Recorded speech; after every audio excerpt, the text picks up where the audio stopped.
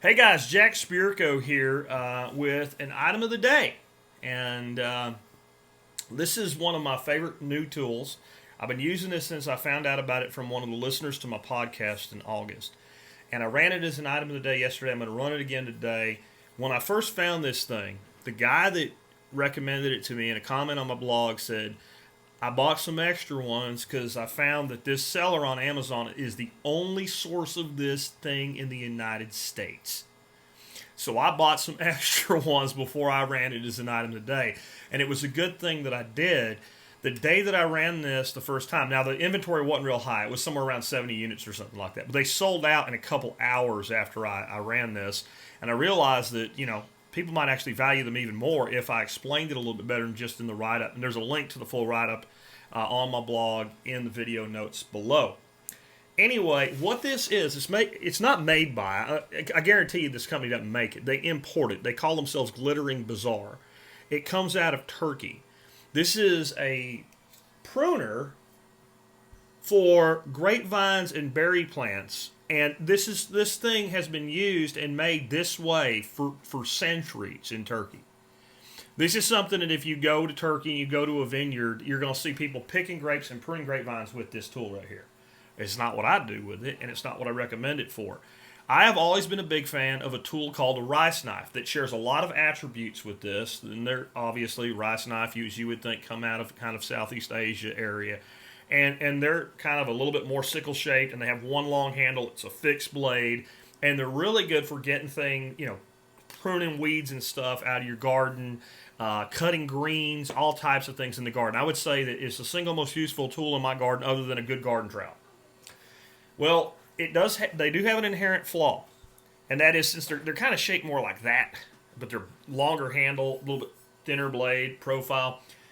They have these sharp-ass little serrations on that we'll talk about more in a second here. You can see how those things are shaped. And if you kind of stick one in your pocket or in your belt or something like that and your hand goes down, you cut the shit out of yourself and it hurts. No one makes a decent belt sheath for those, and I don't know that I'd want something big like that hanging off my damn belt anyway. So what inevitably happens is you end up leaving it laying in your garden. It rusts, it gets lost, it gets misplaced. The only saving grace in them is they're like 10, 11 bucks, so when you lose one or one wears out, you don't really care that much. But it'd be nice if you always had it on your person when you're out doing your gardening stuff. And this thing right here, folded up, fits perfectly in a pocket. And since all those mean little teeth are inside that handle, just kind of like a big pocket knife, it doesn't cut you. You don't get your hand hung on it, what have you.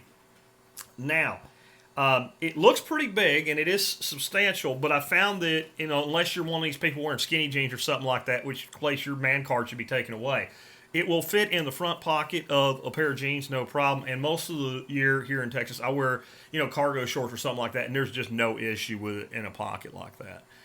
I don't walk around with an EDC or anything like that. When I go out to the garden, I know I'm going to be doing some work out there. I take it with me, and because it folds up, it always comes back inside, which is nice, and that's why I ain't lost one yet. And I lose stuff. Anybody's been here at my place knows I'm not the most organized man. I try to be because prepping, part of it's being organized, but I leave stuff all over the place. If I can put it in my pocket or put it in a sheath, I'm less likely to lose it. Now, a couple of things I really like about this tool is one, any tool that's been made, and I'm telling you, I've looked this up online. These things have been around forever. Hundreds of years ago, the handle's literally shaped, has not changed in 100 years. The way they're pinned together, all of that. Now, this is not a super high quality implement, but for what you're doing with it, it probably lasts for damn near ever. Because you're not chopping things with this. This is not a chopping tool. And I don't like chopping tools for this use. And the reason is, I'm going to turn around so I don't cut myself. If you're chopping and you accidentally chop your finger, you cut yourself, and that freaking hurts. And we don't have time to be, and you know what? These digits, so you're using your working hand and your offhand to move things. These injuries to these areas can be very, very severe. That little knuckle right there, any hunter or butcher, meat processor knows you can take knuckles apart really, really easy with a knife, right? Now, boom, into the cartilage. See what I'm saying? So we don't want to cut ourselves, but we don't, people cut themselves a lot in their fingers and hands, but you can have very severe life-altering injuries with a chopping wound. The next thing is when you're chopping, you're not precise. not in a garden. So I've got an eggplant here, a pepper plant here, and I got some grass that ran up in between it, and I didn't see it when it was young, so I didn't pull it out. And if I pull it out now, it's going to be a big old clod. It's going to uproot my plants. Not good. So I'm going to reach in there, and I'm going to cut this out, right? I'm going to saw it off at the ground and let the plants I want dominate the overstory. Or I'm taking out plants because it's the end of the season. I don't want to pull them up. I want to chop and drop and leave those roots in the ground, feed the soil, feed the worms. Now, the next thing I like about this, not only are you not going to chop yourself, you're probably not likely to really cut yourself with it. And there are some special people doing Amazon reviews that probably shouldn't be able to use any implement that cuts because they can't figure out how serrations work. I want you to take a look at those serrations again. I'm hoping the camera focus is good for you there. You see how they're shaped? They're hooked backwards, like the teeth of a snake or the teeth of a shark. You know, a shark's teeth don't, some of those sharks have them weird, funky looking teeth. But in general, the teeth that do the business work kind of like this. That way, they're cutting as they're pulling inward, right? So, if you look at this, now I ain't going to do it real hard, but if I run that across my finger forward, it's not real likely to cut me unless I push really, really hard. If I start pulling backwards against my finger lightly, I'm not going to push at all because I can feel it grabbing. This tool is designed to cut in this backward motion. That's how it's designed. It doesn't have straight teeth, it has hook teeth that hook into the material that you're cutting. That's the way it's designed to be used. It will cut material if you cut forward with it, but the thicker and heavier the material, the more it will struggle with that. But I'm telling you, up to the size of material you need to be cutting with this, it will cut like nobody's business. How well?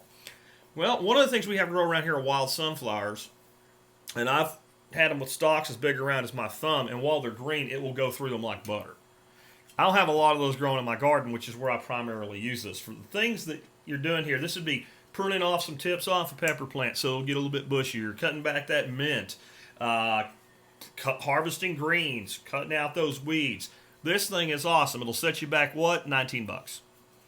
$19, and I guarantee you it will become one of the most useful tools on your property for your gardening and permaculture and homesteading stuff. It will act as a pruning saw, because that's what it really is, as long as somebody knows how to actually, you're cutting with the backward motion primarily.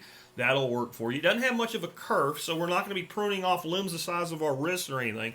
But if you're looking at pruning small branches, again, up to about thumb size and stuff like that, especially as long as it's not dead. Deadwood's a lot harder to cut than live wood.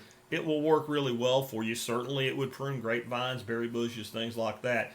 And again, it's just easy to carry around. Now, this company that imports some Glittering Bazaar, I'm sure they're paying like $4 or $5 US in Turkey for them. I'm sure if you go to an actual bazaar in Turkey where they sell tools like this, these things are $4 or $5 US.